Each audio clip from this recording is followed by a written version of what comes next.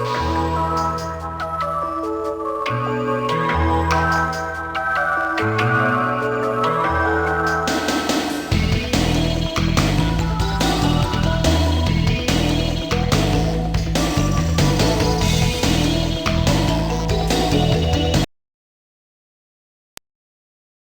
become a great hitter, you need courage, skill, and intelligence.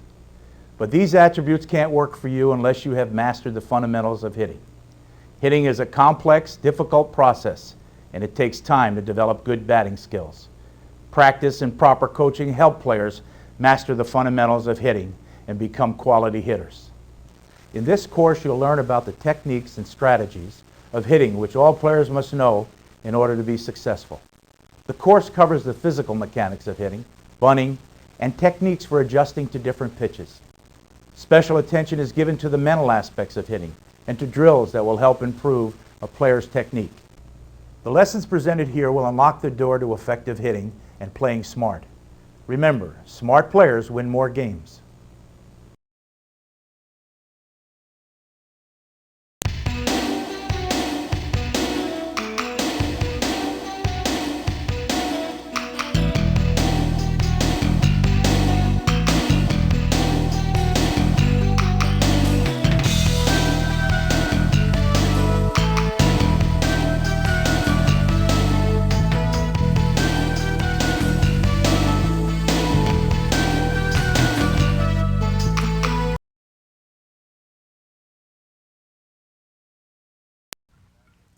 Most players choose bats that are too heavy and too long for them.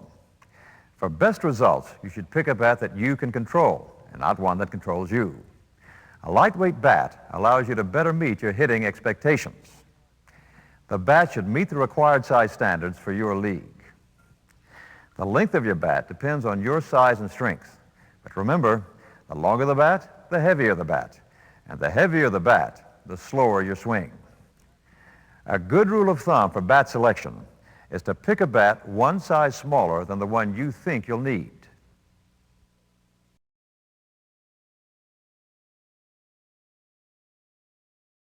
Use the plate to set your position in the box, not the edges of the box.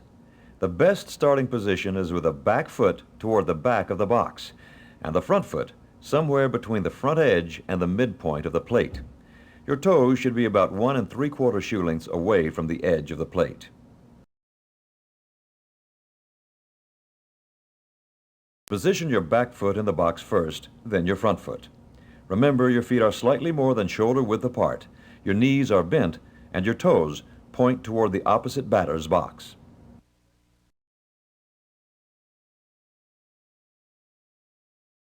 You want your bat to lay where your fingers meet the palm of your hand. This grip creates a natural break in the wrist, and this is the strongest part of your hand. Make sure your grip is relaxed and that the first knuckles of both hands are lined up.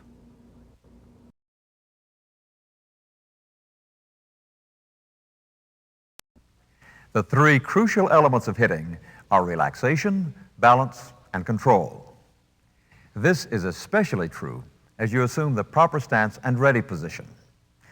Remember, power equals speed and strength, but you can't use these skill components if you're not relaxed.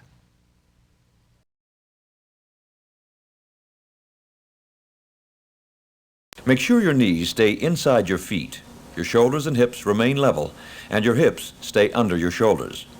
Your weight is on the balls of the feet, and you are leaning slightly over the plate. Keep everything loose and relaxed. The front side of your body, the side closest to the pitcher, provides the control in your hitting.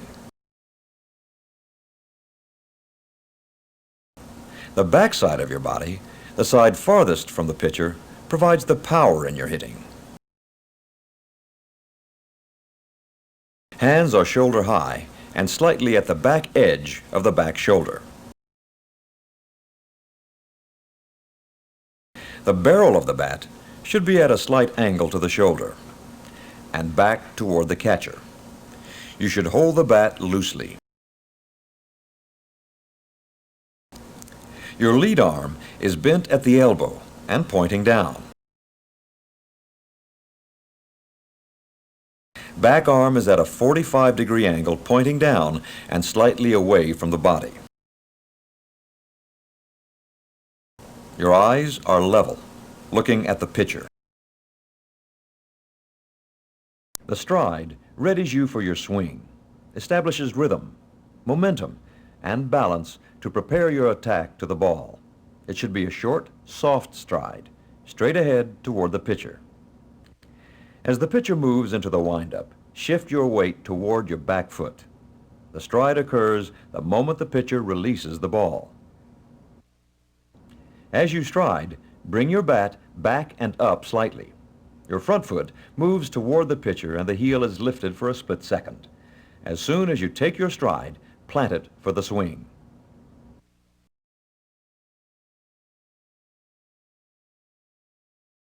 The ball travels through 3 zones: the release zone, the first 30 feet from the mound; the pitch recognition zone, the next 20 feet from the mound; and the contact zone, the last 8 to 10 feet before home plate.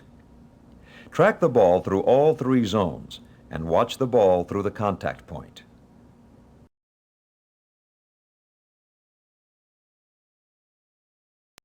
Remember that during the stride, everything must be balanced and controlled.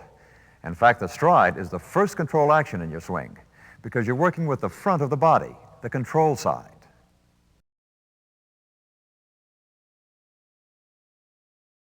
When you decide to swing, turn your back hip to the ball by pivoting your back foot to face the ball. Your body weight transfers into, not onto, the front leg. Your back leg forms an L on the completion of your swing. This is called the power L.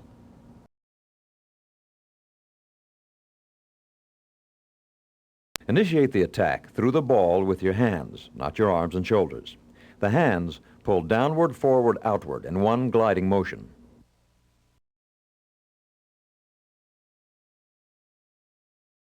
The top hand is the power hand. It throws the barrel of the bat through the ball, but it cannot be effective if the lead arm is not controlled. The bottom hand provides control and direction. It pulls the knob of the bat to the ball in a gliding action.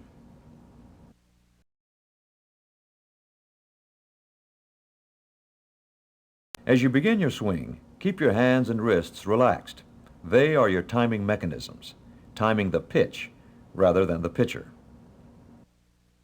On contact with the ball, the action of the bat is almost like a buggy whip action, with a snapping of the wrists. This produces a more efficient and productive swing.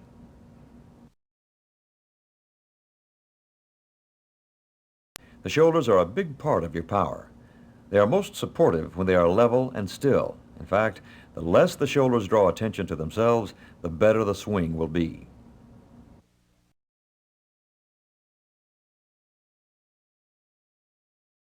Track the ball with your eyes throughout its approach to the plate. You should make every attempt to see the ball hit the bat. Your head moves only as you follow through the completion of the swing.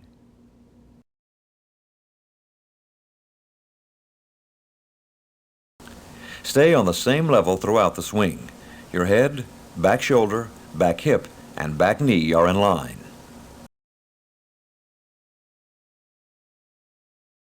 There are 2 phases of extension. 1, to the ball, during which the lead arm is extended. 2, through the ball, during which the back arm extends.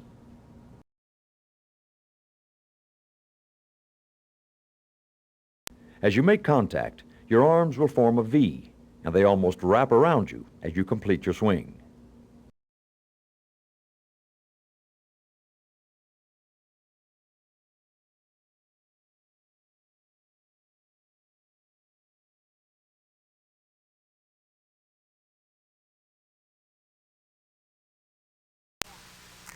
It's important for hitters to understand that the adjustment to the pitch is made with the hands.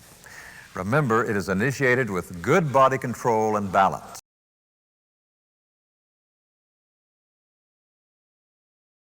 Each player has his own strike zone. Your strike zone extends from your armpits to your knees and the 17 inches across the plate. You must learn to adjust to all the pitches that fall within this area.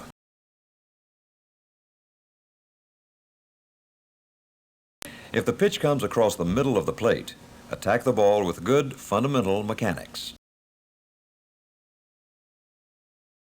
The timing of your attack will change if a pitch comes across the outside of the plate. For an outside pitch, wait a split second longer than you normally would to attack the ball, allowing the hands to initiate the attack. The farther the pitch is from your body, the later you must make contact with the ball.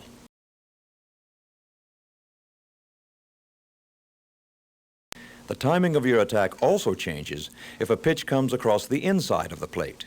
For an inside pitch, you must attack the ball sooner, once again letting the hands initiate the attack. The closer the pitch is to your body, the sooner you must make contact with the ball.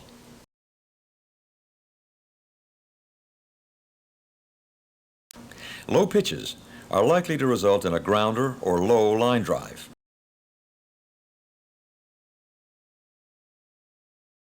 Waist-high pitches usually are line drives.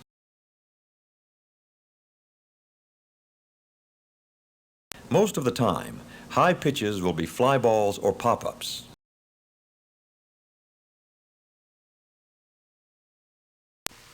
The concept of pitch recognition is important when learning how to adjust to the different speeds of pitches.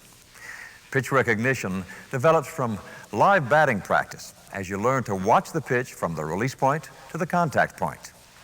Learning to pick up the spin or rotation of the ball is key here.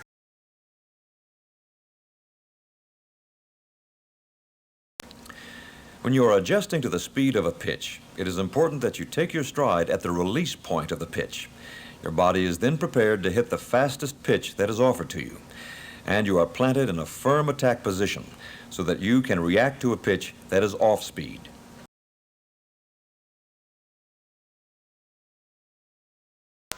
Taking a pitch refers to not swinging at a pitch that falls outside your strike zone.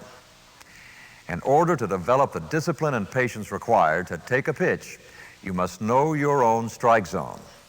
This includes knowing your weak areas as well as your strong areas. When you take a pitch, stay in the launch position and watch the pitch into the catcher's mitt.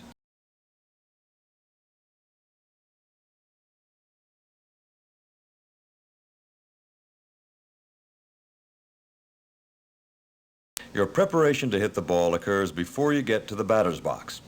You must be relaxed before you hit the ball. If you feel comfortable with your bat, you'll be a more confident hitter.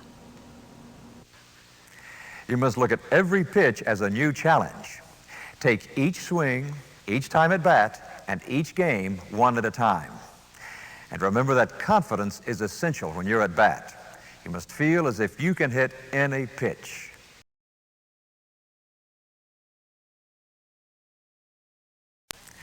To focus and stay on the ball, remember the principle MVP. Stay on the ball mentally, visually, and physically. To mentally focus on the ball, paint a picture in your mind of what you want to accomplish. Visually, start with a broad focus of the pitcher. As he releases the ball, narrow your focus to the ball. Now, track the ball throughout its entire path to the contact zone. After you stride, to physically stay on the ball, keep the front side of your body still as long as possible on the initial attack. Attempt to keep head, shoulders, and hips level throughout the swing.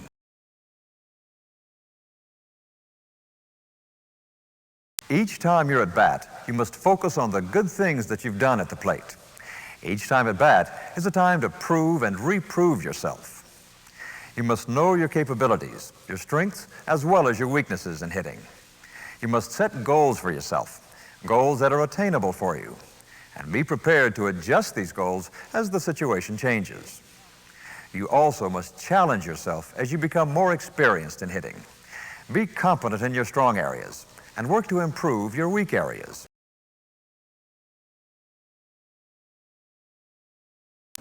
Good hitters should be able to do any one of three things whenever they're at bat. They should be able to get on base, get runners over to the next base, and get runners in to home plate.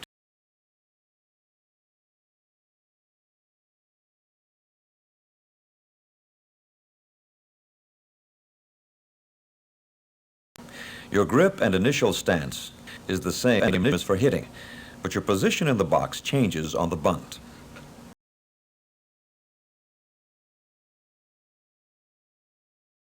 The most common bunt position for experienced players is the pivot bunt. You begin by assuming the proper stance and ready position for hitting.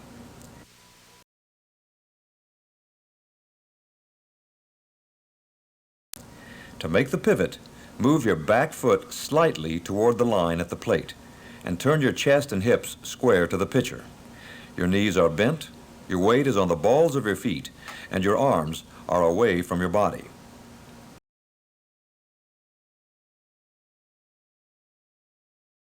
As you pivot, your top hand moves halfway up the bat and even with the top of your strike zone. The bottom hand remains on the knob.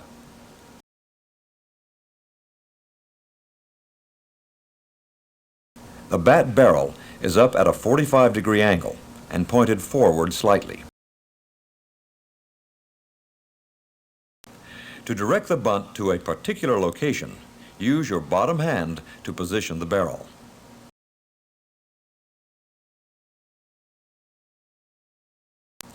You need to meet the ball in front of the plate and in front of your body. As your bat makes contact with the ball, it is as if you're catching the ball with the bat.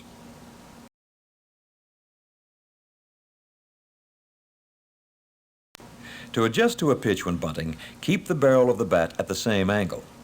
Adjust to the height of the pitch by bending your knees.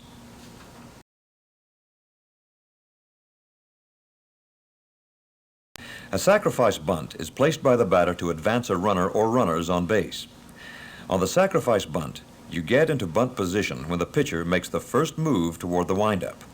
Sacrifice bunts should be placed between the plate and the mound and to the left or right of the pitcher's mound.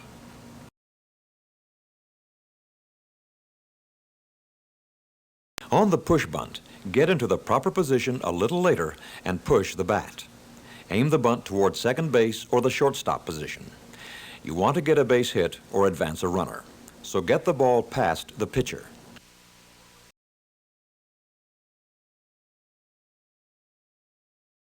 On the drag bunt, you are looking to get a base hit. You want to aim the bunt down the first or third base line. If you are a left-handed batter executing a drag bunt, step forward with your back foot as you make contact with the ball. Then drag the bat behind you as you step out of the box.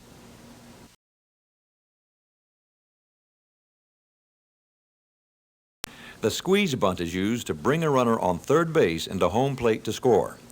The batter does not assume the bunt position until the pitcher is about to release the pitch. The batter must make every attempt to get the bat on the ball. You should try to place the ball in the grass down the first or third base line.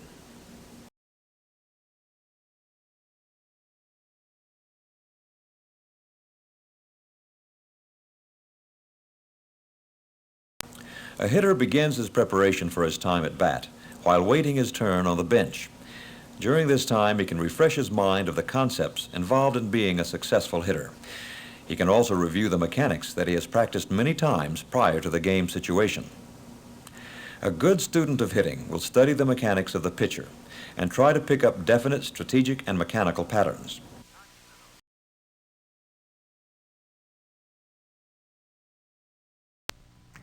The time you spend on deck should be thought of as a preliminary time at bat. You should be adequately prepared for the physical mechanics of hitting and be able to concentrate totally on your mental preparation. Position yourself in the on-deck area as if you were at the plate facing the pitcher. Every pitch that is thrown to the hitter at the plate should be perceived as being thrown to you. You will be able to see exactly where his release point is to establish the timing for your stride. You can also determine the speed that the pitcher is throwing and know what he is likely to throw in certain situations. Review the mechanical aspects of your swing now to reinforce what you have practiced prior to this moment. Execute the best swing possible at this time and focus on your actions mentally, visually, and physically.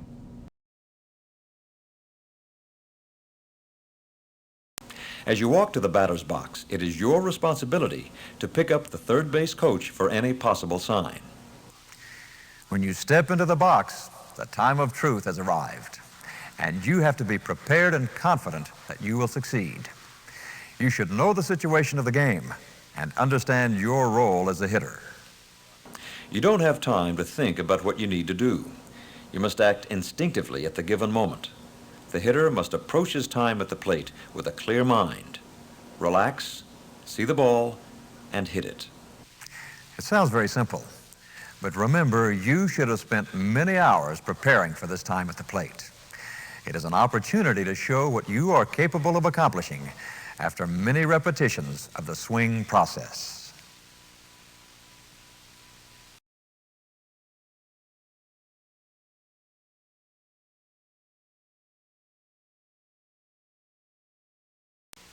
To keep his skills sharp, a hitter should practice at least 3 to 4 days a week. The time of the practice sessions can range from 15 minutes for less experienced players to as long as an hour for experienced players. You should take no more than 10 to 15 swings at a time before taking a brief break. This allows your arms to remain fresh for the next drill and prevents fatigue, which can cause you to make mistakes and lose concentration. And coaches, as you assist your players through the different drills, give them enough time to prepare for each practice swing.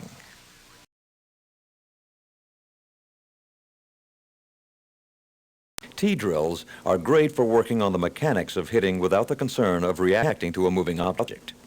Concentration can be placed on each part of the total swing process, from the stride to the completed head and eye position. The tee can be positioned to work on hitting an inside or outside pitch, or one down the middle of the plate. It can also be adjusted so that the ball is in any part of your strike zone, from top to bottom. Always position yourself to hit off the tee according to the position you assume when hitting a live pitch from the batter's box. You can also practice one-handed drills off the tee. When you do this drill, use a small bat that you can control. One-handed drills, which can be done with either hand, are good for isolating the hitting action of the particular hand and arm you are using. You can practice off the hitting tee in a variety of ways. The hitting tee is an excellent tool for focusing on the specific needs of an individual player.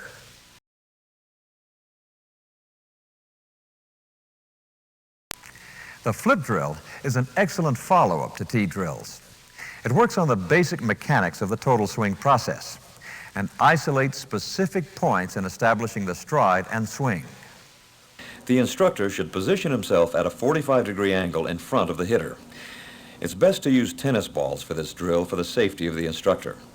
The instructor will toss the ball underhanded to the hitter in different areas of his strike zone. It is suggested to use small bats, about 27 inches long, to isolate the hands and shoulders in the swing process. You can also do one-hand drills with a small bat in this situation.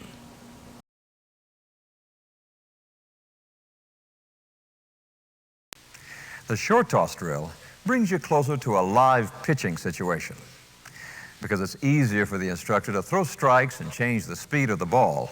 This drill is excellent for practicing how to adjust to different speeds and locations of pitches.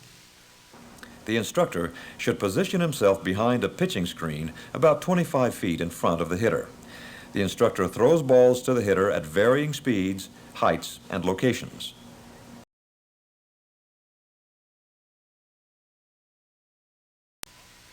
Using a pitching machine for hitting is very beneficial in a controlled environment where proper techniques can be practiced repeatedly. You must clearly understand the physical mechanics of hitting in order to see how the machine can be of help. And it is particularly beneficial to have coaching available during this activity. The machine should be positioned at least 33 feet from the batter. The instructor feeds balls in one at a time. As the batter assumes the ready position, the instructor shows the ball to the batter and then feeds the ball through the machine. The pitching machine is also good for working on bunting skills. While the pitching machine is a useful drill, don't overdo it. You want to avoid developing a machine swing, which makes it very difficult to adjust to different speeds and locations of pitches.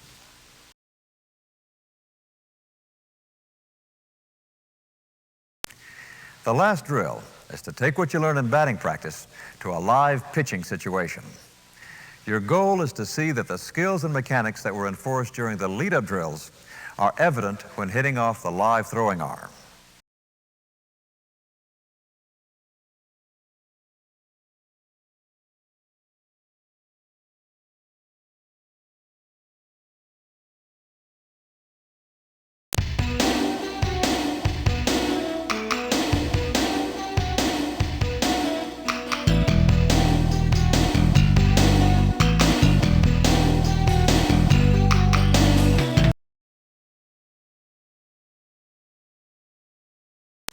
To adjust to a pitch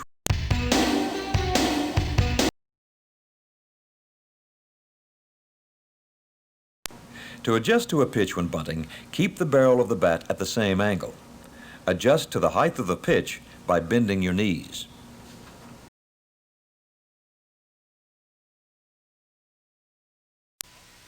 Using a pitching machine for hitting is very beneficial in a controlled environment where proper techniques can be practiced repeatedly. You must clearly understand the physical mechanics of hitting in order to see how the machine can be of help. And it is particularly beneficial to have coaching available during this activity. The machine should be positioned at least 33 feet from the batter. The instructor feeds balls in one at a time. As the batter assumes the ready position, the instructor shows the ball to the batter and then feeds the ball through the machine. The pitching machine is also good for working on bunting skills. While the pitching machine is a useful drill, don't overdo it. You want to avoid developing a machine swing, which makes it very difficult to adjust to different speeds and locations of pitches.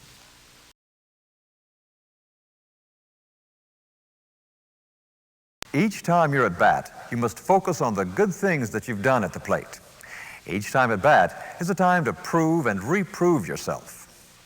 You must know your capabilities, your strengths, as well as your weaknesses in hitting.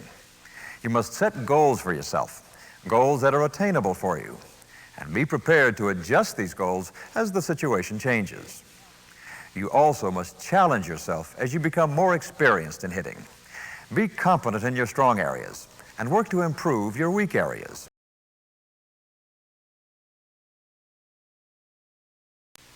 The short toss drill brings you closer to a live pitching situation. Because it's easier for the instructor to throw strikes and change the speed of the ball, this drill is excellent for practicing how to adjust to different speeds and locations of pitches. The instructor should position himself behind a pitching screen about 25 feet in front of the hitter. The instructor throws balls to the hitter at varying speeds, heights, and locations.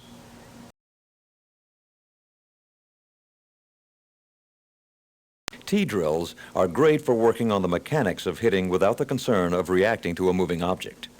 Concentration can be placed on each part of the total swing process, from the stride to the completed head and eye position.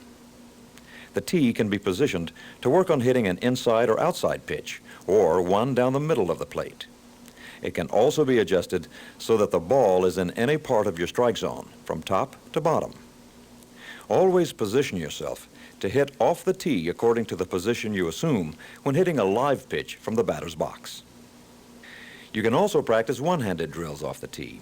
When you do this drill, use a small bat that you can control. One-handed drills, which can be done with either hand, are good for isolating the hitting action of the particular hand and arm you are using. You can practice off the hitting tee in a variety of ways. The hitting tee is an excellent tool for focusing on the specific needs of an individual player.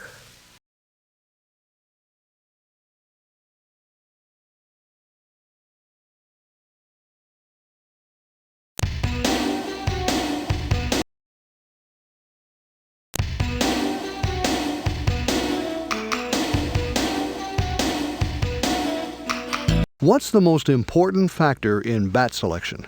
A lot of people think, and I know a lot of ball players do this, and I'm sure the young kids do it too, is they pick up a bat that's too heavy for them, thinking that, wow, I could really hit the ball a long way. But you have to have a bat that you can control and that you can swing without breaking your rhythm of your body. The bat's too heavy, it's going to break the rhythm, and you're not going to be successful. Your timing is going to be off, and like we talked before, hitting is good timing. So you want to have a bat that you can control, and that's very important. You're better going lighter than heavier. Are there hard and fast guidelines about setting up in the batter's box? Not any really, but you have to be off the plate a little bit. You have to be back from the plate. You have to have a stance that's not too wide, not too short. You got to be probably shoulder length, or even spread it out a little bit and eliminate the step. The young players, I think it's a good idea when they spread their feet a little bit and they don't take a step, because so many of them, when they take that step, they move their body too much and they lose sight of the ball. And then as they get older and stronger, they could stride a little bit more, and they can move their body a little bit more when they swing. It's not a bad idea to get down to a wide stance and have them shift the weight from their back foot to their front foot and not take a step, because a lot of times the younger ball player seems to throw them off, and it certainly moves their head and moves their eyes. And if they can learn to have a little bit wider stance and have their weight on their back foot and swing the bat and shift their weight to the front foot. Coach, why is it so important in the swing to transfer your weight from the back foot to the front foot? Well, that's how you get, a lot of your power comes that way. And of course, you got to move your hips, you've got to turn your hips, and you gain momentum, and your power comes behind the ball. So you have to have something going to get that bat going, because you can't stand up there with your hands alone and swing. How does a hitter go about developing a comfortable stance? Is it just a matter of feeling what feels comfortable? Yeah, I think so. You let him get up there and stand there and feel comfortable. You might make some adjustments. He might have a short stance, and then he took a real big step, and of course that's not good, too much movement. You try and let him where he feels comfortable. Should the grip on the bat be loose and relaxed? Yeah, loose grip on the bat. You don't want to squeeze the bat. Hitting is like throwing a baseball. If somebody handed you a baseball and said, here, take this ball and throw it 1.5 miles, well, even to attempt something like that, you'd take that ball. Well, you wouldn't put the ball deep back in your hand because it would tie your wrist up. You would take it and put the ball further up on your fingertips so that you could throw and get your full wrist movement. And that's what you do when you swing a bat. You wouldn't hold it back deep in your hand because you'd cut down on your wrist action. You'd hold it more in your fingertips, like holding a hammer or a tennis racket. It's on an angle like this. What protects you from having the bat knocked out of your hands? I think, again, it's like a baseball. You throw a baseball, you throw a bat, and you just don't let go of it. But you actually throw the bat at the ball. And that's how you get good bat speed. Practice, practice, practice. Get good bat speed. Get good development in your wrists and your arms. Be stronger. What situational factors should a hitter consider? Well, it could be a close ball game and there's a good runner at first base, and you'd like to give him a chance to steal the base so then you could swing and hit him, knock him in. And if you're up there swinging right away, then maybe, he's not going to have that opportunity to steal. You're going to waste the skill of that player in front of you who has a skill of stealing bases. You have a runner on first base, he's a pretty good runner, and you get to a 3-2 count, and you're going to run him. And you're running him maybe because that hitter has got 3-2 on him, but he's a good contact hitter. And more than likely, he's going to make contact. So you're running, keep things moving.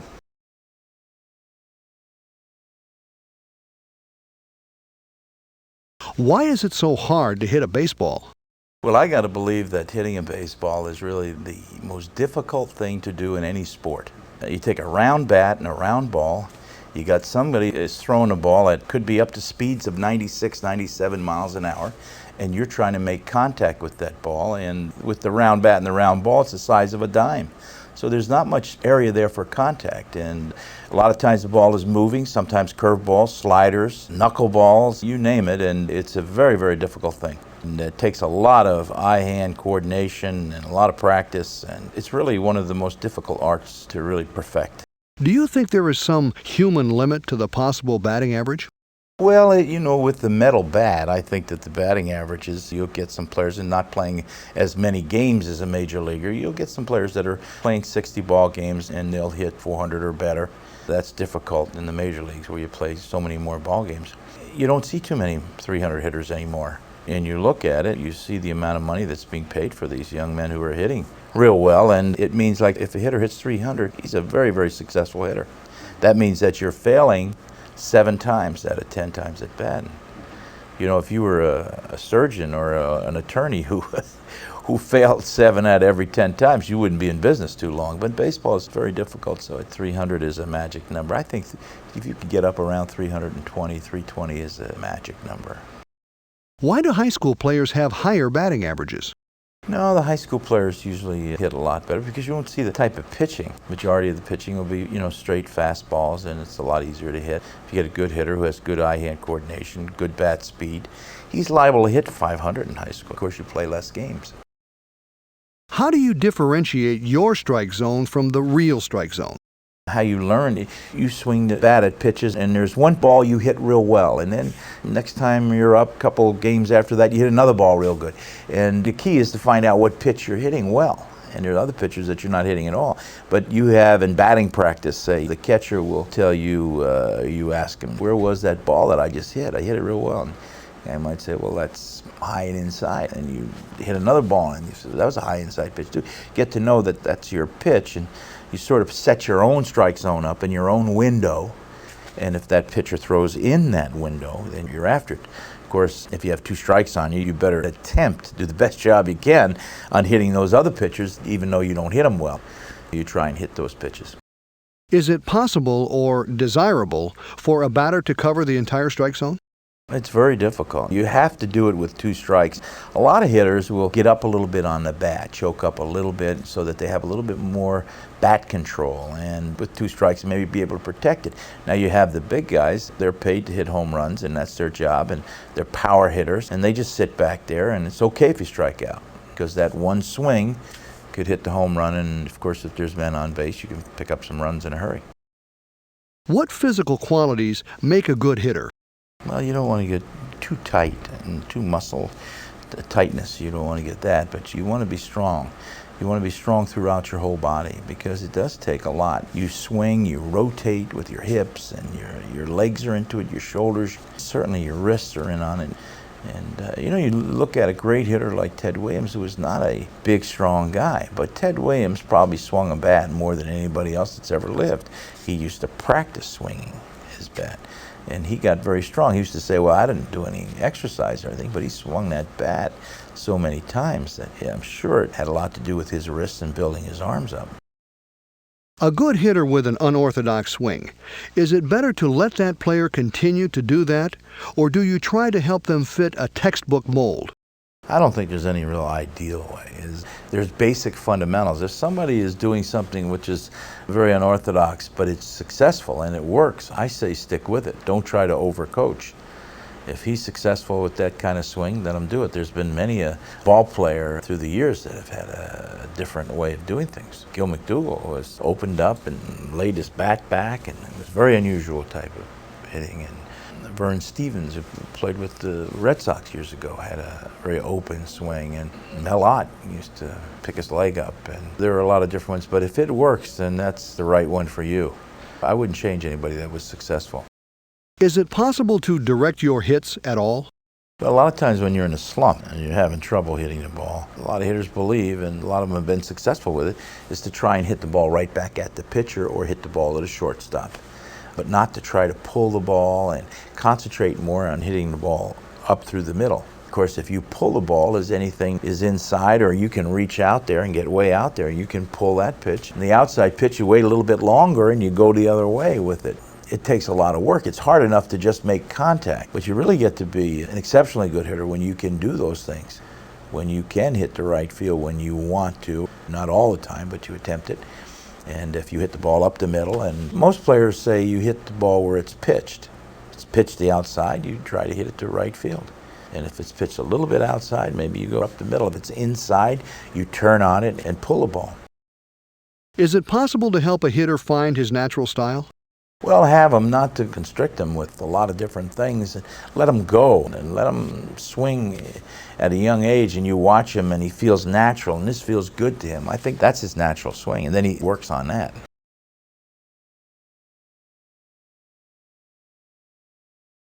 What is the overriding factor in the pitching duel? Well, I've always believed that good pitching dominates good hitting.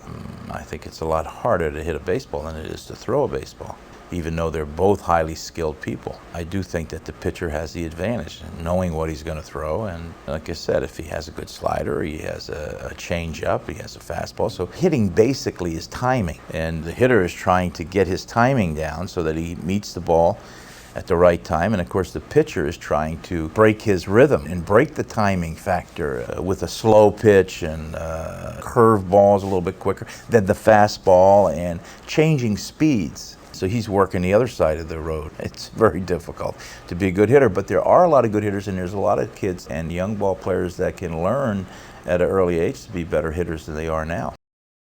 How much of a factor is it if a hitter sees a certain pitcher multiple times? Well, that helps because you get a pattern on him, and you know that when he gets behind on you, you know he's going to throw the fastball or whatever pitch he throws, and you get to be a pattern. And when he's ahead, you find out what pitch he's throwing. And they have good records in the major leagues, and they'll talk to you about this guy threw you a lot of fastballs or a lot of curveballs, a lot of sliders, or a lot of changeups. And so when he gets ahead, and they let you know what the pattern is, it makes it a little bit easier, but that's still very difficult. How do you hit a breaking ball? The whole idea of the breaking ball is that you try to teach the hitters to hit the ball the other way, not to try to pull the ball. The curveball breaks, you try to go the opposite field. Hit to the opposite field, and don't try to swing with that fast bat speed and try to pull the ball, but to let the pitch break, go with the pitch, and try to hit it the other way. A left-hander, of course, going to left field, and a right-hander going to right field. You like them to swing the bat, but you want to have them think about waiting on the pitch. A lot of young hitters will swing too fast. They'll see it's a breaking pitch. They almost look like they're trying to hit it before it breaks. But it'd be better to wait a little bit longer. You see the ball better, you have better bat control, and you try to drive the ball into right field. What is the difference between a classic curveball and a breaking ball? Well, a curveball is a curveball, and then, of course, there's a lot of different kinds of curveballs. There's an overhand curveball. There's a slider. A slider is a fastball that just breaks a little bit. Now, that to me is the toughest pitch there is. I think if they throw that ball inside and you're trying to read the pitch, it looks like a fastball, but it has a little movement, and you have to be very quick. I think that's the pitch that started hitters going years ago, going to the lighter bat so that they would have better bat control. Adjusting to different pitches, is that even an issue for younger players?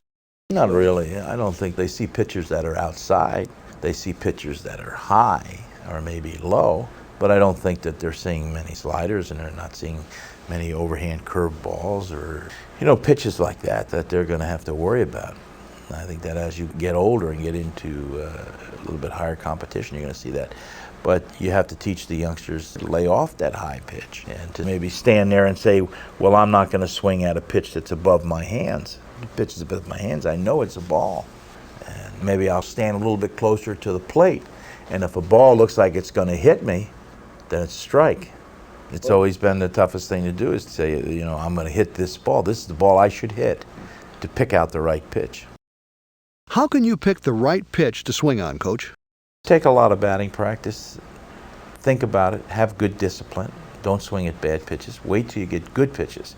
If you swing at only good pitches, you have a much better chance to be successful than someone who swings at good pitches and bad pitches. So the more you cut back on your bad swings against bad pitches, the better hitter you're going to be. What is the hardest pitch to hit when it's thrown correctly? Well, when I played, it used to be a pitched ball. I think a slider on the inside is a very difficult pitch to hit. And I would think that in a lower classification of baseball with a fastball, if somebody throws the ball hard, the timing and the bat speed has to be just right. And I think that would be probably the toughest pitch to hit. Sometimes when the big leagues, the toughest pitch to hit is a changeup because of that timing factor again. They can hit the fastball. Sliders on the inside and breaking pitches on the inside, but the changeup seems to be very difficult because they are so quick. Coach, is it possible to watch the ball all the way from the mound to the contact point? And if possible, is it desirable? Well, I think, everybody talks about that. That's so important if you can do that, but I don't think it's been done too often. I know that Ted Williams has talked about it and a few other ball players, but very few ball players. I think that sometimes you can pick up the spin of the ball to tell that it's a breaking pitch, but to see it all the way to hitting to the bat is something that I don't really know much about that. I don't know anybody that I've ever said, hey, I just saw that ball hit the bat. That's pretty impossible, but there are people, I imagine, have done it. And it would have to pay Ted Williams, I would imagine, that could do something like that. How does a hitter learn to recognize different types of pitches? Is it just a matter of experience? Yeah, it's experience in situations. If somebody does have a good breaking pitch and he gets ahead, you could figure he's going to throw that good breaking pitch. If he's got good control of the breaking pitch, then that's when you're in trouble because you're not going to be able to guess it. But if he has a good breaking pitch but has better control with his fastball, you're going to be looking from when you're ahead in the count or when he's ahead in the count, you're probably going to see that curveball. When he's behind, you're probably going to see the fastball. How can batting practice help hitters handle different pitches? Well, sure. We change all kinds of things. We'll have the batting practice pitcher pitch closer up, closer than the normal from the rubber, and throw fastballs. And someday we'll have someone come in and throw breaking pitches, or another day we'll have a left-hander throwing BP, and they're seeing another look.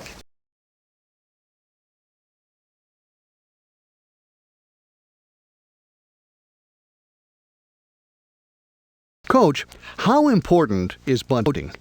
It's only important when it's important.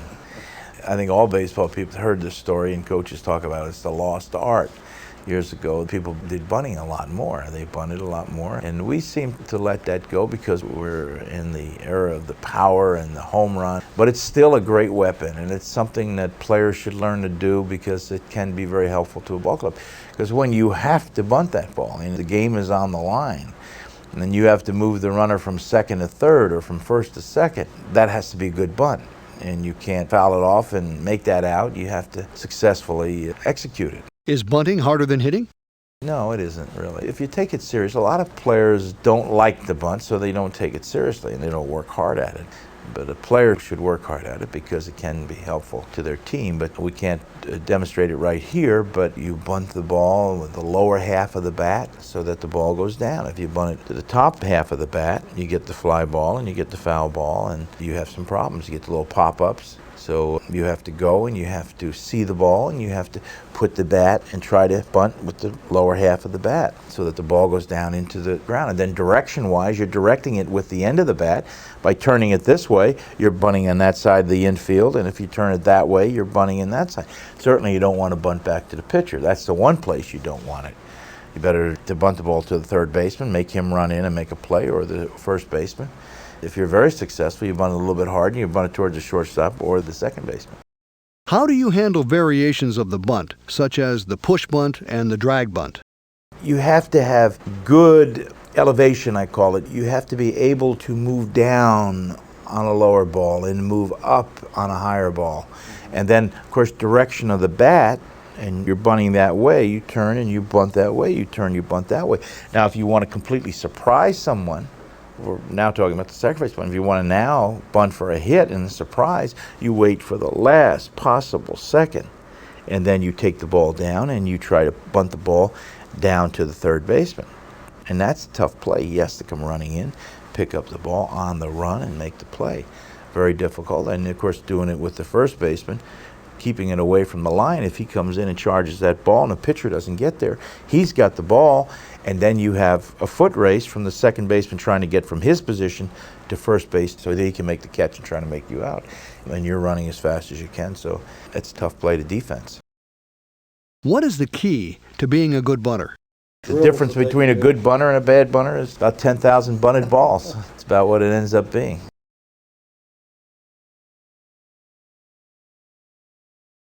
What is your philosophy of hitting, and how do you translate that to teaching a player how to hit better? Well, I think that one of the things that's more difficult, you talk about the strike zone, and strike zone is a big zone. You know, from top of your knees to your armpits, and the width of the plate, over 17 inches. It's a big area. To be successful, I think you've got to have your own strike zone. How important is physical flexibility, Coach? I think that sometimes we play the game and players don't train hard enough. They don't do enough stretching. You see the major leaguers, you see the college players, and I know a lot of high school teams, they have a stretching program. I remember a baseball man telling me years ago that the most important thing that's happened to baseball in many years was stretching and ice. They found out that ice was very, very good, and it was used for almost everything. Of course, the stretching is so good to eliminate the pulled muscles. But I think you see your major league teams now, and you see your college, like I said, college teams. You see them practicing, but before they practice, they stretch, and that's important. Coach, how do you judge how well a hitter is doing? That's hard to say about hitting up to your capacity because you don't know what their capacity is. But if they're making contact and they're hitting the ball hard, and it may not be like we talked about before, it may not be getting base hits every time they hit the ball hard, but they are making good contact, and that's all you can ask. Then you know that they're doing a good job and they're doing what they're supposed to be doing, and you can't ask any more from that. When somebody is that successful and he is hitting the ball hard, those base hits are going to come. Tell us a little about coaching minds. Well, I think that in my coaching career, which it spans over 30 years, as I got further into coaching, in my last probably 15, 18 years, I found out that you can win with teams that do not have a great deal of ability, who has the ability, but not the great ability. When you think about winning a national championship or being very, very successful. And I found out that by motivating young people to reinforce their success and to help them when they fail, and always with a positive. This is what's so important, I think, because a ball player that makes a mistake, there's no one that feels any worse than he does. And being a coach or fan or something, screaming and yelling at him, it does not help. It just makes it worse. I don't believe in that anyway, but if it does happen, it should happen when he's being successful, but certainly not when you've failed. That's not the way it should be.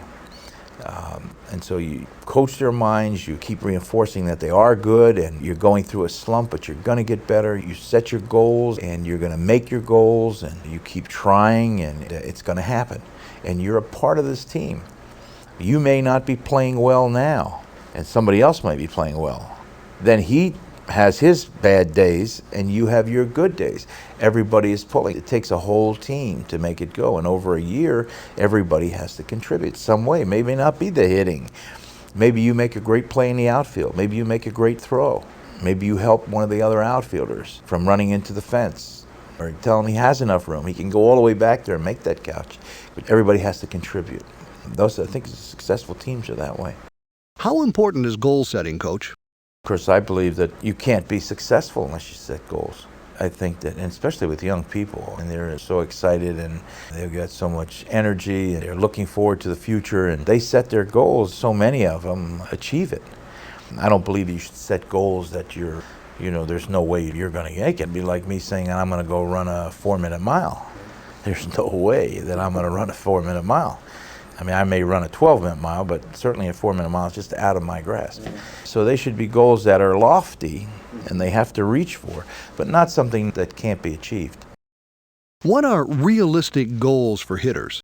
Well, cut back on strikeouts, make contact, taking third strikes, to eliminate those by swinging at a good pitch, and maybe increase a few times with their walks because they may be swinging at bad pitches and they would have been walking, helping the ball club that way. Being a better bunter, that when the coach asks him to bunt, he is successful. Things like that. Goals are, what makes it all worthwhile. We're going to go out there today and I'm going to get a base hit today, or I'm going to get 2 base hits, and I'm going to play well defensively, and I'm going to be a real part of this ball club. Is it better to strike out swinging or to take a third strike? It's hard to hit the ball if you got the bat on your shoulders, but you want him to be swinging. With 2 strikes, if it's close enough to be called a strike, you want him to be swinging the bat. And I'd rather see a player go down swinging at a third strike than standing there taking a third strike, because you have no chance. Seriously, though, you don't want to strike out. That happens. And we sometimes don't give the pitcher enough credit. And, you strike out and you say, wow, you shouldn't be striking out, and that's the second time you struck out. But that pitcher's pitching a good ball game, and so it's his day, and you got to give him some credit. There's nothing wrong with recognizing the other player as having some skills. What are the mental aspects of coaching hitters? It's motivating. You certainly want to motivate them. You want to encourage them to be successful, to be the best they can, to practice hard, to want to be successful. A lot of players will just do so much, and then they don't want to do anymore because they figure that's enough. That's all he asks for. But you'll see the good ball players are always asking for more. You want the ball player to leave the field wanting to stay a little bit longer. It's a good feeling. A lot of players will go out and do extra work because they want to be better and they're willing to work to do it. Good work habits is very important to being a good hitter because it's taking thousands and thousands of extra swings. A lot of times you don't want to put the time in. Now there are people that are successful by not putting that much time in, but there's not a lot of people like that. It's the people that work hard and put the time in. And you have to keep encouraging them. You have to talk to them and tell them that they need to spend more time. And you're going to be a great ball player. And you're going to be successful. And you have to work a little bit harder at it. What mental qualities make a great hitter? Well, we keep talking about discipline. You have to have good discipline to stay off the bad pitches.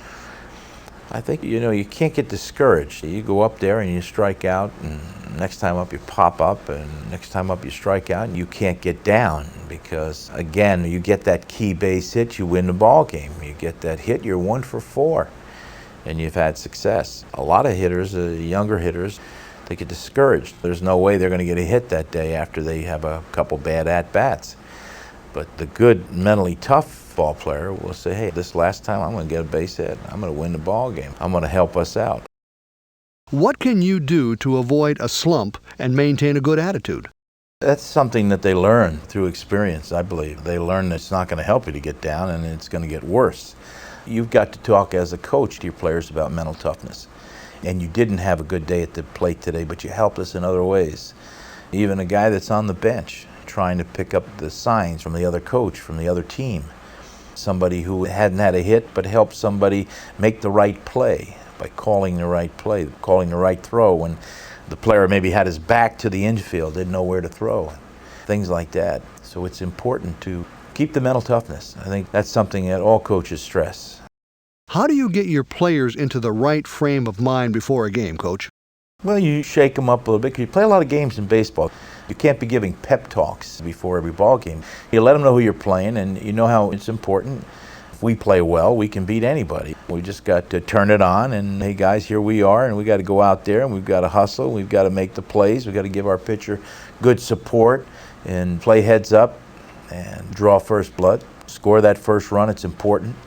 Put the other club down a little bit by scoring the first run and take a little of the excitement away from him. Don't let them score first. And all those kind of things as a team, feeling of your team being better than their team and what we have to do to win. And you let them know that before the ball game. How important is it to score the first run in a game? Well, in championship games and really highly pressured games, it's very important. But I think it's important in other games too, because I think it takes a little bit away from the other team when they look up and say, gee, we're getting beat 1-0 already, 2-0, game just started. It's psychologically, and it's enough of those small things, and you got a big thing, and that's how you get successful. Coach, what is your 2 out of 3 philosophy?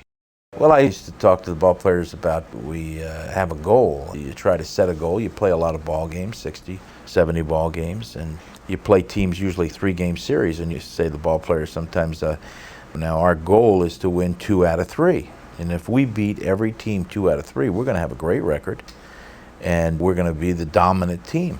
And this makes you a better team. This makes you a dominant team. You won those series, whether you're on the road or at home. And that used to be one of our goals, is to always win the series. So you've got to break it down into little parts. You just can't say we're going to have a great season and leave it at that.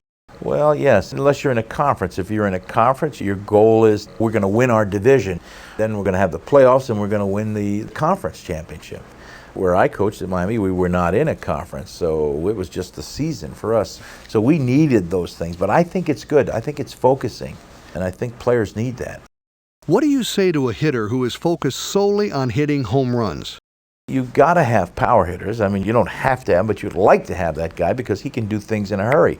He hits the ball out of the ballpark with 2 outs in the 8th inning, and you got 2 men on, and you're down 1 run. You win the ball game, or put you ahead, and a good chance to win the ball game. Those kind of guys are invaluable, but they do strike out a lot, power hitters, and it's rather tough when you got a guy up there and you just need to move the ball a little bit, or you need to bunt the ball, or you're looking for a ground ball on the right side of the infield so you can move your runner over to third, and then he's up there whacking away trying to hit the ball out of the ballpark. But you live with someone like that, and you take your chances, and if he hits enough home runs, you say, hey, there'll be times when he'll hurt us a little bit, but he's going to help us so many more times that you'd rather have the value of having that home run hitter. Coach, can a power hitter make the transition to being a contact hitter when it's needed? You get some hitters that are contact hitters, and they'll hit their home runs. But you get a lot of guys that just stand up there and take the big whack, and they're going all the way. You're down a run or so in the 9th inning. You want that guy coming up, tie that ball game. Sure, you got to stick with him. Why do kids give up playing baseball? I would say that youth baseball, more children playing youth baseball than any other sport. And then it seems to be around the age of 13 where a lot of the youngsters give up baseball. Now, of course, it becomes a lot more competitive there, but a lot of the young players give it up because of the fear of the baseball. And that's not something to take lightly because that baseball does hurt. But it's our job to teach them the correct way to get out of the way of a baseball. They throw a lot harder and they throw more curveballs, and they can hurt you. They can hurt you when they're small, but they can really hurt you when you get older. So a young person who is taught the correct way of getting out of the way of a pitched ball could possibly end up staying in baseball, playing a lot longer, and really enjoying the sport. What are some things hitters can do on their own to improve their skills if they're not in a team setting? Well, you can, by yourself and no one around, you can get a tee, and you can make your own tee. You know, you have a little can, put some sand in there, concrete, or, you know, and put the ball on top and just hit it into a screen. You can get someone to get some balls and just toss the ball up in front of you. You can practice hitting the ball with some movement. And then you can also put someone behind a little bit of a screen and hit into another screen and have them throw the ball one right after the other. So that'll strengthen your hands and get you to have quicker hands.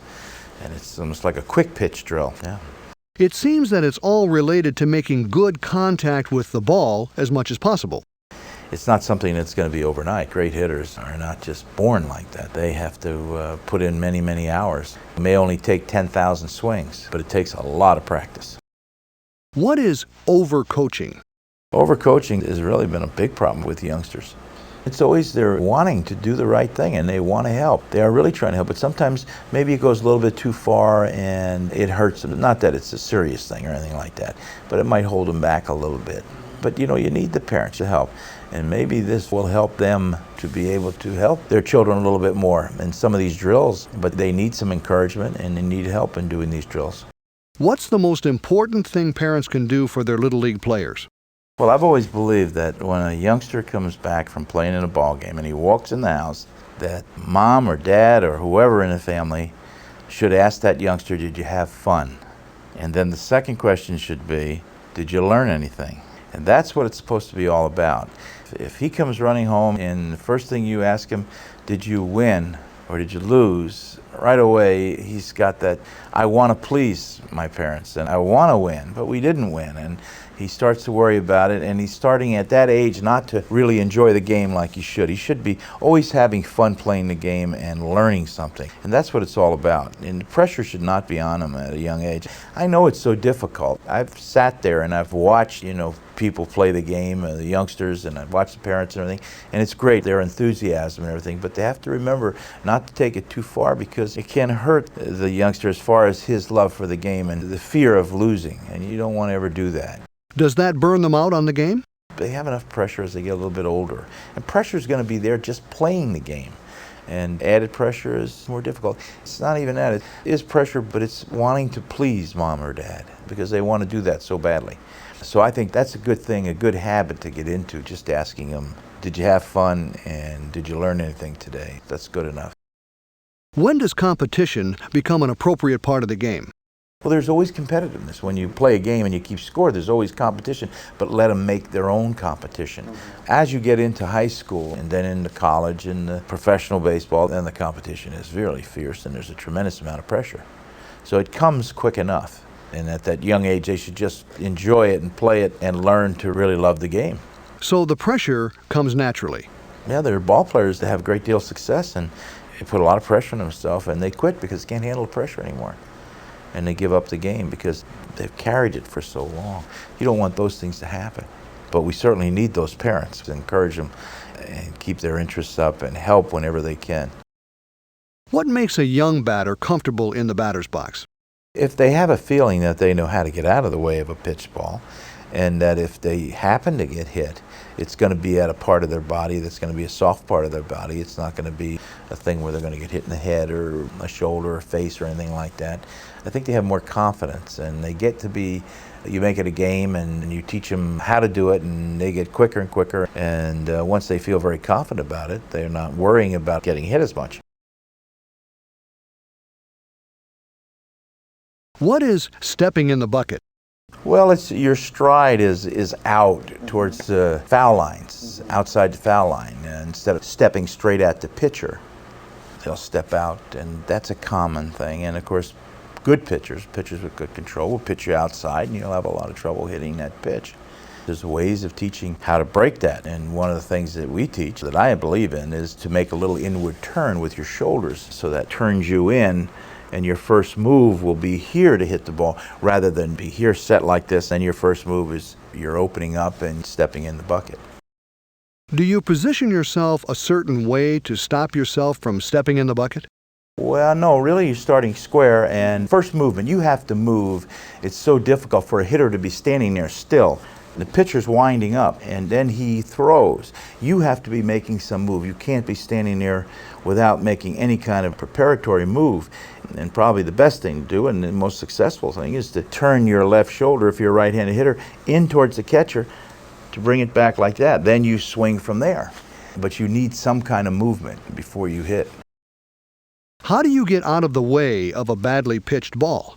The first instinct they have when a ball is thrown at them is to step back, and a lot of times they step back into the baseball, and that's when players can get hurt. But the thing that we teach is how to protect themselves, that by using plastic wiffle balls or tennis balls, and you throw it at them and you teach them to turn in towards home plate. And that way, if they do get hurt when they turn in, it'll be in the back of their head or the helmet in the back, but you teach them to turn in and dive over the plate, drop their bat and fall down. And that will show them that they can't get hurt. And most of the times they can get away from it real quick if they know what to do, and it gets to be instinct. And they practice that.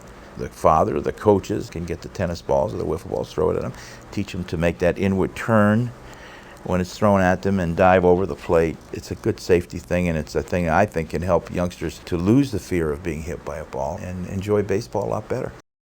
What can a young player do about the bat stinging his hands when the ball is hit? Well, a lot of times, and of course you have to understand that they're using the metal bat. You'd say, well, they're not hitting the ball in the sweet part of the bat. And there is a sweet part of the bat, and it's an area about like this.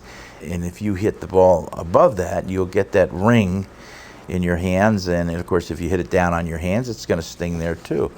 And that's the thing you try to teach them, to get the bat out front so that you have momentum coming and you have power. If you catch the ball back here, I've seen it sometimes where bats actually go back in a swing because they haven't really generated any bat speed, and the ball almost takes the bat back. And you get a pretty good sting there. So just general batting technique will help. When they learn a little bit more about hitting and how to get the head of the bat out there, and that there is a sweet part of the bat, and that's where you want to hit the ball, just not swing the bat, that'll be eliminated. And of course on those cold days it's going to hurt no matter what. If you're hitting the ball cleanly but not getting any base hits, is that just something you have to put up with? If you're hitting the ball well, and you're hitting line drives at the outfielders and hitting real hard ground balls, those things, balls will go through. But you're doing it right. You're hitting the ball hard, you're making good contact, and that's all you can ask for. There's no way of saying, well, I will hit the ball a little bit further to the left 3 or 4 feet and I'll get those base hits, or I'll make the line drive sink them more. You don't do things like that. You just keep making good contact and it'll all work out. What advice can you give to a player who's swinging at balls outside his strike zone? It's a discipline type of thing. He's got to learn more discipline. He's got to try and maybe go out there and stand up there when a pitcher is warming up and you have a catcher there, and let him stand there. Don't swing at the ball. But when the pitcher throws the ball, you call, that's a ball. And then the catcher will say, no, that was a strike. So that's a good pitch. That's a pitch I wouldn't have swung, I should have. And then another time he'll go strike, and the catcher will say, no, that was outside. And they say, well, I would have swung at that. And so they get to know where the strike zone is, and that's important. And that's a good drill for hitters to learn. It's almost like umpiring from the batter's position. What can a batter do to avoid consistently popping up? That's a problem. The batter keeps popping the ball up. Usually what happens is on the swing, they dip their back shoulder. And when they dip that back shoulder, your body goes up and your bat goes down and you're swinging upward. And in most cases, that's what it is if it's a constant thing. You know, every once in a while, you're going to swing under a ball and you're going to get a pop-up. But if it's a constant thing, usually means that the hitter is dropping his back shoulder. You have him think on his left shoulder to keep it down, to sort of, when I swing, I'm going to drop my left shoulder down a little bit. For a right-handed batter, that'll probably, when you say down, it'll probably keep you level. and that's what you're looking for. What can you do if you consistently swing late against a fastball? I think strength is important. You got to get stronger, and you got to develop your bat speed. It's a good thing of getting a little heavier bat and practicing your swings. That's very important. You mean practice your swing with a heavier bat than you would use normally in a game? Right. To practice with a heavier bat, and also maybe choke up on the bat a little bit where you have better balance. You're getting closer to the center of the bat, you have a little bit better balance. Maybe you choke up that far, maybe further. I've seen hitters get a little bit under the label on a bat. That's how far they go up, but they have good bat balance. You lose some power, but you do make contact. Are there bad habits that hitters can fall into? There's so many bad habits. Taking their eyes off the ball, moving their head, dropping their hands down, and then having to pick them up to make contact, standing too far away from the plate, standing too close. All those things they've got to find out and adjust. It's a constant adjusting. How can you break the bad habits? Well, if you see them doing something wrong and they're having a difficulty with some phase of the hitting, and you might suggest that they change it, get back to what we say the basic fundamentals of hitting. Not a real wide stance, not a short stance, but a stance that you don't have to be picking your foot up or moving your body so that your eyes move when you stride. A lot of hitters will stride, and when they stride so it's a large stride that their head drops, their eyes drop, and it's hard to see the ball. So you don't want to get into a habit like that. Is there a problem, especially with youngsters, trying to swing the bat only with their arms? Yeah, I think so. The timing, has to be just right. And that, I think they have a lot of time, and they break down on their swing. They're starting to swing, and then they see the ball, and they try to rush it up. Or some of them I've seen even try to slow their bat down when they get out front. And those are the things that, are very frustrating for a youngster.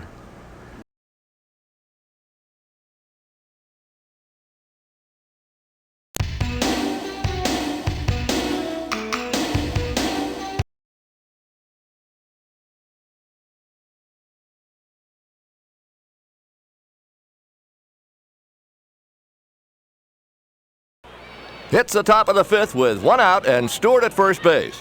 Johnson's at the belt, and the two-strike pitch to Green. The runner stealing. A swing and a foul tip into the catcher's mitt. But there's no throw.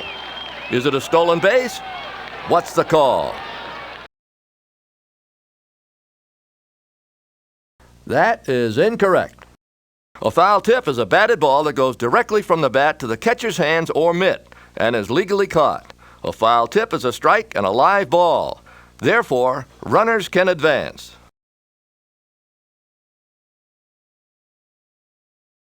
Don Norris is a batter here in the third. Brown's on first. The first pitch swung on and hit hard down the third base foul line. The ball hits the bag and bounces high toward the grandstand and into the seats. Brown scores and Norris is at third. What's the call? That's incorrect. A fair ball is always called if a batted ball touches first, second, or third base. Since the ball went over the fence, it's a ground rule double. Brown returns to third base, and Norris has to go back to second. We're in the bottom of the seventh with Norris on first and one out. Johnson's batting with a count of 1 ball and 2 strikes. Here's a pitch. He swings and misses. The ball gets away. It goes to the backstop. Norris goes to second, and Johnson reaches first. Can they stay there?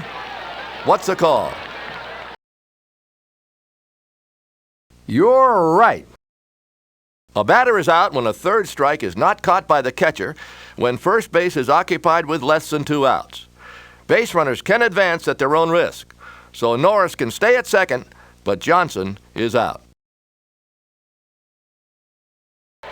Perno's a batter here in the 9th inning. The count is 3-2. The Bulls need 3 runs to tie. Here's a pitch. Perno swings and misses at an inside knuckleball. It appears the ball hit him in the knee, and he's down. The trainer's out, and now the manager's arguing with the umpire. What's the call?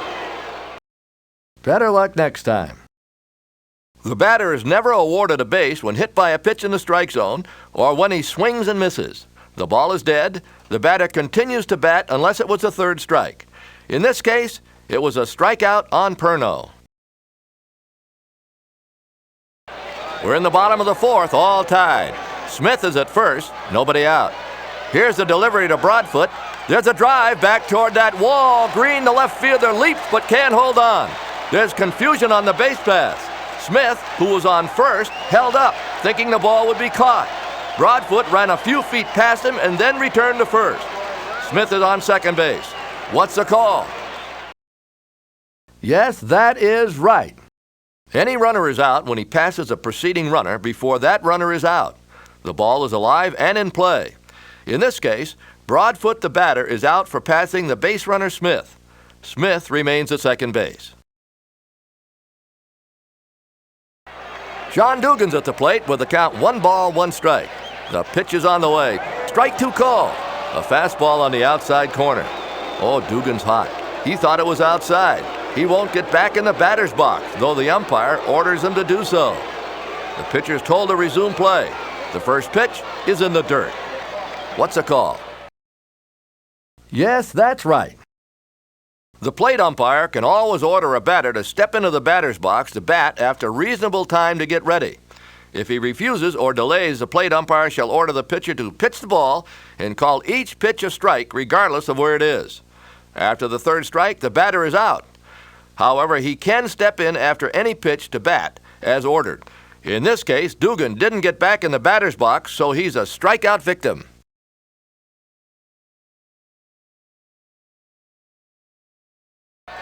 Casey Green is the batter. We're in the 8th inning. Anderson into the windup, and here it comes. Swung on and popped up foul outside of third. Boy, that's a mile high. The third baseman drifts over for the catch. He runs into the coach, who's in the coaching box. The ball is dropped. What's the call? Better luck next time. Players, coaches, or any member of the team at bat shall move out of the way of a fielder who is attempting to field a batted or thrown ball. Failure to do so results in interference being called, and the batter, Green, is out. J.R. Showalter is the batter as we play in the first inning. The count is 2 balls and 2 strikes. And the pitch is on the way. Showalter swings and fouls the ball straight back off the catcher's chest protector. The catcher traps the ball against his body and holds it up for the umpire to see. He wants a strikeout. Well, here comes the manager, and we've got a full-blown rhubarb. What's the call? Bad call. A foul tip is a batted ball that goes sharply and directly from the bat to the catcher's hands and is legally caught. It is not a catch nor a foul tip if it is a rebound from the catcher's body or equipment unless at first it's touched the catcher's glove or hand. So Showalter is not out and continues to bat. There are runners at first and second base with 1 out. Myers at first and Jones at second. Green is batting. Here's the delivery. Green swings and pops it up out by second. The umpire signals infield fly. The shortstop and second baseman can't get together on the play. The ball hits a runner standing on second base and rolls out into center field. The runners move up a base. What's the call? No, you're wrong. When the infield fly rule is in effect, the batter is out. The runner at second is not out since he was on the base when hit by the ball. However, the ball is dead when the runner is hit. Therefore, no one can advance. In this case, Green is out, and Myers and Jones return to their respective bases. Joey Alfonso is the batter as we start the second inning. The first pitch to him is bunted out in front of the plate. He's going to beat it out without a throw from the catcher. Hold on. The catcher is arguing that the ball was backspin, came back and hit the bat, which was in fair territory, and he had trouble picking up the ball. What's the call? Right. If the batter drops his bat and the ball rolls against it in fair territory, and in the umpire's judgment there was no intention to interfere with the ball is alive and in play. In this case, Alfonso stays at first. It's the bottom of the 9th, and the Bucks have the bases loaded with 1 out. Green's the batter. Here's the pitch. He swings and pops it up between home and first. The umpires signal infield fly. But the first baseman and catcher seem confused as to who will catch the ball. Nobody touches it. The ball hits fair, but then rolls into foul territory. What's the call? That's wrong. To be declared an infield fly, the ball must be touched in fair territory or remain fair as long as it meets the criteria for being called an infield fly. In this case, it's a foul ball, and Green continues to bat. Green waits on a two-strike pitch. Here it is. He swings and drives it over the first base bag. Fair ball. The first baseman knocks it down, tries to pick it up. He can't find the handle. Finally gets a hold of it in his bare hand, dives toward the bag, and touches the base with only his glove before the batter's foot gets there. What's the call? That's correct. A tag on a force play is the act of a fielder touching a base with his body while holding the ball securely and firmly in the hand or glove. In this case, the glove is part of his body. We're in the top of the sixth inning. No score. There are runners on first and third with nobody out. Here's a pitch to Anderson. He swings and lines the ball to short. It's caught by the shortstop, but now he drops it intentionally, picks it up, touches second base, and throws to first for a double play. Or is it? A run scores. What's the call? Great job.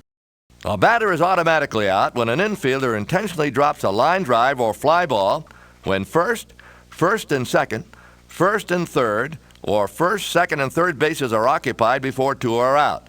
The ball is dead and all runners return to their original bases. In this case, the batter is out and the runners return to first and third. There's a runner at first, nobody out. Evans the batter. Here's a delivery. The runner's going, a ground ball to third, could be two. The throw to second in time for the fourth, but there's no throw to first. The base runner from first went way out of the baseline to knock the second sacker down. There's no way he could have touched second base with his hand or his foot. What's the call? That is incorrect. It is interference by a batter or runner when a base runner deliberately interferes with a batted ball or a fielder in the act of fielding a batted ball with the obvious intent to break up a double play. The ball is dead. The umpire should call the runner out for interference and also call out the batter because of the action of his teammate. In no event may bases be run or runs scored because of such action by a runner. In this case, both runners are out.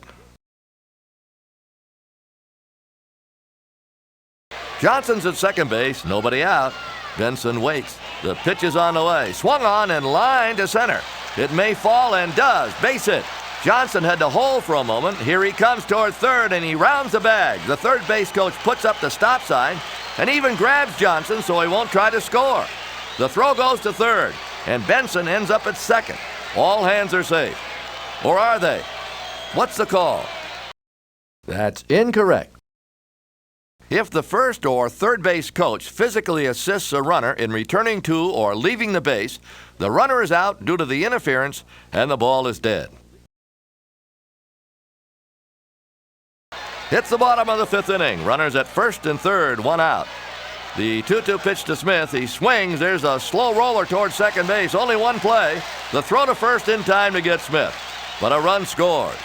Hold on. Smith says he hit the catcher's mitt. The umpire agrees. It's interference by the catcher. What's the call? Good work. The umpire shall rule catcher's interference and immediately inform the team at bat's manager of the violation and allow him to decline the interference or accept the play. If he accepts the play, the batter is out at first, the runner at third scores, and the runner on second remains there. If he elects to accept the interference, the batter is ruled safe at first due to catcher's interference. The runner who scored returns to third, and the runner at second remains there. Still one out.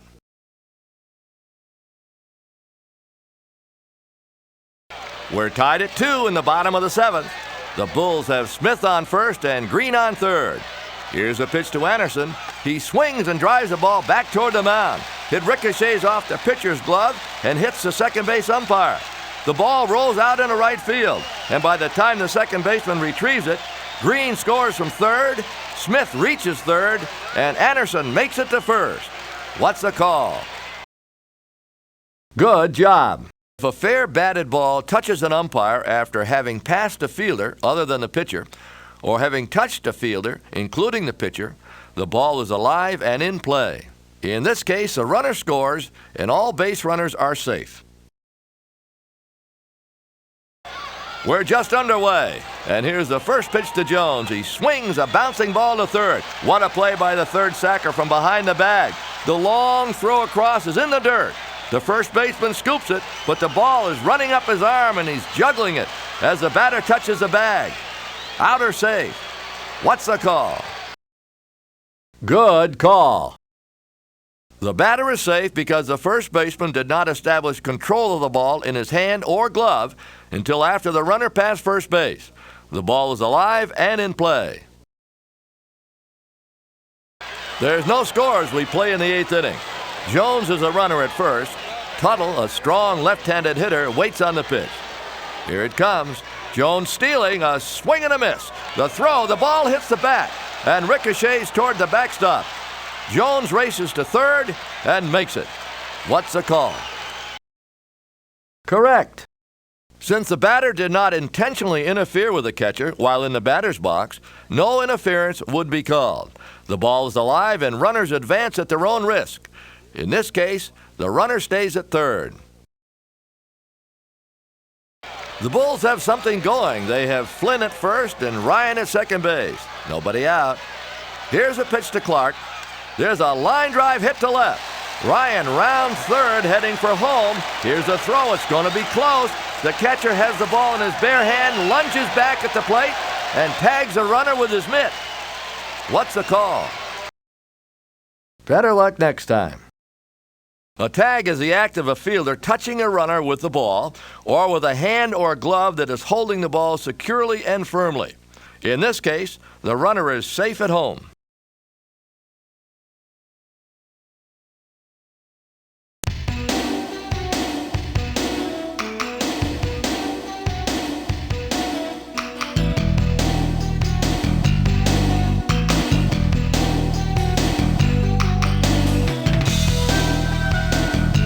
Refers to a runner advancing or moving to the next base.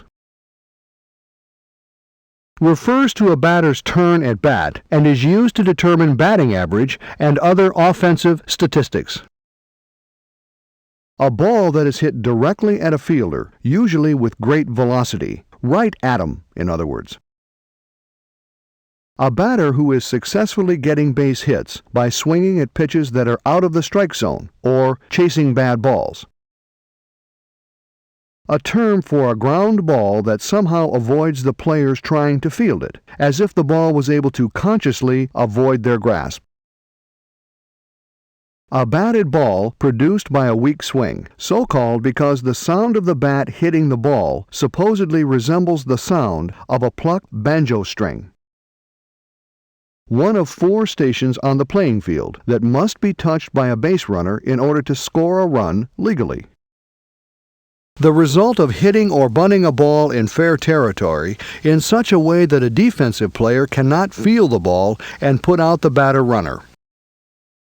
A batter becomes a base runner when he gains the right to leave the box and go to first base. An offensive player who reaches first base safely then attempts to advance to the next base until finally touching home plate and scoring a run. That piece of equipment used by the batter to hit the ball. The bat shall be made from wood, aluminum, or other material approved by the authorities governing your specific league. A bat must meet the specifications in length, weight, and diameter of the league and level of play one is participating in at that time. The wider end of the bat, which is used to make contact with the ball when hitting or bunting. The area beside home plate that is 4 feet wide and 6 feet long and is centered with home plate and is 6 inches from home plate. The batter must stand within the batter's box while receiving a pitched ball from the pitcher. The surreal, comic sayings credited to Yogi Berra, a catcher for the New York Yankees from 1946 to 1963, and later a coach and a manager with the Yankees and the New York Mets. A few samples. How can you think and hit at the same time? In baseball, you don't know nothing. If you can't imitate him, don't copy him. The best known one, it ain't over till it's over. A batted ball that falls in the area of the outfield behind the infielders and in front of the outfielders. A base hit in which the bat breaks upon contact with the ball. A line drive hit sharply by the batter, or a fastball thrown exceptionally well by the pitcher. An act by the batter in which the batter does not swing at the ball, but is intentionally meeting the ball with the bat to tap it slowly into the infield. A fly ball that can be caught easily for an out. An easy-to-field final hop of a ground ball. A line drive whose flight is as straight and taut as a clothesline. A hitless performance by a batter in a game. Example, when a batter goes 0 for 3, he wears the collar by being tamed by the opposing pitcher. A sharply hit ball that is sent directly back toward the pitcher. A batter who regularly gets base hits by making contact with the ball, not by trying to direct it in a certain way or to overpower the pitch. A ball that is struck off the end of the bat, somewhat similar to a shot made with a billiards cue. A batter swing at a pitch, also sometimes used as a verb to indicate a base runner's illegal attempt to save a step or two by not stepping on a base as he goes around. To hit a home run. The term derives from the fact that in some hotels, one formerly dialed 8 on the telephone to get long distance. A home run. A vague area out of play where home runs go. When a player hits a home run, he goes downtown or takes it downtown. A weak ground ball that moves in a slow and bumpy way. A weak batter, one who is especially easy to get out. A weakly batted hit for which the batter should almost be expected to apologize. A batted ball that 1. Settles in fair territory between home and first base, or between home and third base. 2. Is on or over fair territory when bounding to the outfield past first or third base. 3. Touches first, second, or third base. 4. First falls in fair territory on or beyond first or third. 5. Touches a player or umpire while in fair territory. Or 6. Leaves the playing field in flight in fair territory. The part of the playing field within and including the first and third base lines, the foul pole and the area from home base to the playing field fence, and perpendicular upwards. All bases, including home plate and the foul lines, are within fair territory. To hit a ball off the handle of the bat, near the batter's fists. A looping fly ball toward an area between an infielder and an outfielder. Flare, which came into use in the mid-1970s, is a modern synonym for Texas leaguer. Used as a verb, it means to hit a flare. A batted ball hit high in the air into the outfield. It can either be fair or foul, and, if caught before touching the ground, results in the batter being called out. The action and movement the body takes after the release of the ball when throwing, and after making contact through the ball when hitting. A good follow-through is essential in getting the maximum efficiency from your efforts. A batted ball that 1. Settles in foul territory between home and first base, or between home and third base. 2. Bounds past first or third on or over foul territory beyond first or third base. Or 3. Touches a player, umpire, or any foreign object while the ball is on or over foul territory. The part of the playing field outside the first and third base foul lines extended to the fence and perpendicularly upwards. To hit a ball solidly and usually send it a long distance. To hit a home run. To strike out by failing to swing at a called third strike. To strike out by swinging at and missing a pitch. To hit a home run. A pitch that the batter hits for a home run. To hit a ball to the opposite field from the batter's natural stance. A right-handed batter, batting from the left side of the plate, would be said to go the other way if he hit the ball to right field. To give difficulty to an opponent. A pitcher handcuffs an opposing team by allowing them few hits. A ground ball handcuffs a fielder when it takes a bounce that is difficult to play. A bat, so called because bats were once made from this type of wood. When a batter hits a single, a double, a triple, and a home run in one game. The position that the batter assumes when in the batter's box. The stance should include a base with the feet slightly wider than the shoulders, weight on the balls of the feet, and the toes square to the inside line of the box. The final of 4 stations a base runner must reach to score a run. A 5-sided base, which is 17 inches wide and 17 inches deep. A hop on a ground ball that the defensive player feels immediately after the ball has bounced. A fair ball, not including a line drive or an attempted bunt, that is hit within the infield and can be caught by an infielder with ordinary effort when there are less than 2 outs and either first and second base is occupied or the bases are loaded. To hit a home run. 1. The shorthand symbol for a strikeout, used in box scores and in scoring of games. The notation was introduced in 1868 by the New York Herald. 2. A strikeout. The small end piece on the bat located just below the bottom hand when gripping the bat. A hit that the batter makes by hitting a slow ground ball to the infield and beating the throw to first base. The area the pitcher works from when delivering the ball to the batter. The highest point of the mound may be no more than 10 inches above the level of home plate. The pitching rubber is located 60 feet 6 inches from the back corner of home plate to the front edge of the rubber. A lineup containing many powerful hitters. The term is most closely associated with the 1927 New York Yankees, which included Babe Ruth, Lou Gehrig, Bob Musial, Earl Combs, Tony Lazzeri, and Mark Koenig. A weakly hit ball that usually stays in the infield. The word comes from nub or nubbin, meaning something small and undeveloped.